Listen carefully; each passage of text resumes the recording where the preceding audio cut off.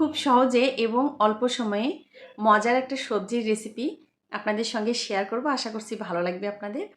এখানে আমি ডাল নিয়েছি। ডালটা আমি ভিজিয়ে রেখেছিলাম 15-20 মিনিটের মতো। তারপরে এটা কষলিয়ে ভালো করে ধুয়ে নিব। এই ডাল ধোয়া পানিতেই আমি রেখে দিব কাঁচা কলা।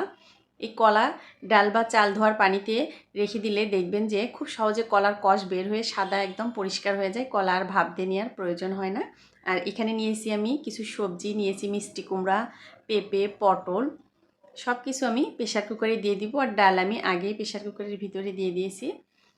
প্রেশার কুকারে দিয়ে এর ভিতরে আমি সব ঝাল মশলাগুলো দিয়ে দিব পরিমাণ মতো ঝাল, কাঁচামরিচ, হলুদের গুঁড়া, সামান্য একটু লাল মরিচ গুঁড়া কালারের জন্য দিয়ে দিব আদা রসুন বাটা, স্বাদ অনুযায়ী লবণ আর পরিমাণ মতো তেল দিয়ে হাত দিয়ে মেখে নিব।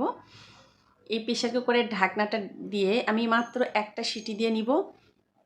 খুব বেশি কিন্তু সিটি দিলে একদম সবগুলো সবজি গলে যাবে। একটা সিটি দিয়ে 1 মিনিট পরেই আমি ঢাকনাটা খুলে নিব কিন্তু। আর এখানে দিয়ে দিলাম এলাচ আর তেজপাতা, এটার জন্য সুন্দর একদম ফ্লেভার সবজির ভিতর ঢুকে যাবে।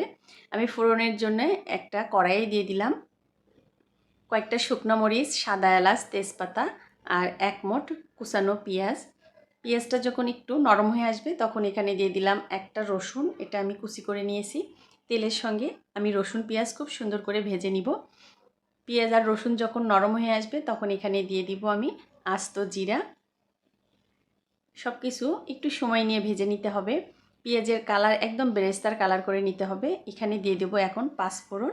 আর কালি জিরার পরিমাণটা আমি একটু বেশি দিয়েছি। কালি জিরার ফ্লেভারটা আমার খুব ভালো লাগে।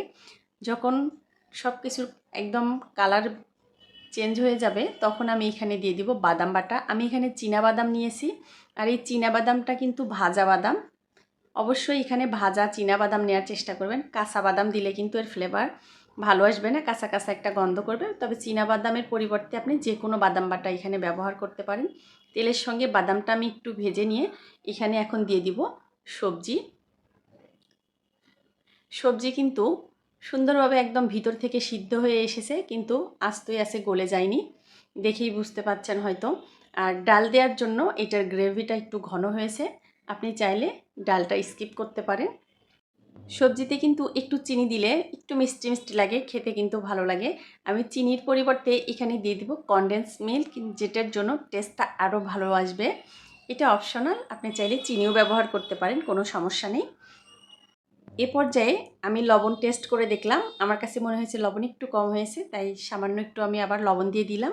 আর দিয়ে দিলাম কাঁচামরিচ, মাঝখান দিয়ে আমি ফালি করে নিয়েছি। এতে কাঁচামরিচের ঝালটাও বের হবে আর ফ্লেভারটাও আসবে, এই জন্য আমি কাঁচামরিচ ফালি করে দিয়েছি। আপনি চাইলে আস্তও ব্যবহার করতে পারেন। আর দিয়ে দিব কিছুটা ধনিয়া পাতা কুচি। এই পর্যায়ে আমার সবজিটা একদম রান্না ডান। এটা কিন্তু ভাত, রুটি, পরোটা সব কিছুর সঙ্গেই খেতে ভালো লাগে। তবে রুটি দিয়ে আমার কাছে পার্সোনালি এইরকম সবজি খেতে খুব ভালো লাগে। একবার হইলেও এটা বাসায় ট্রাই করে দেখতে পারেন।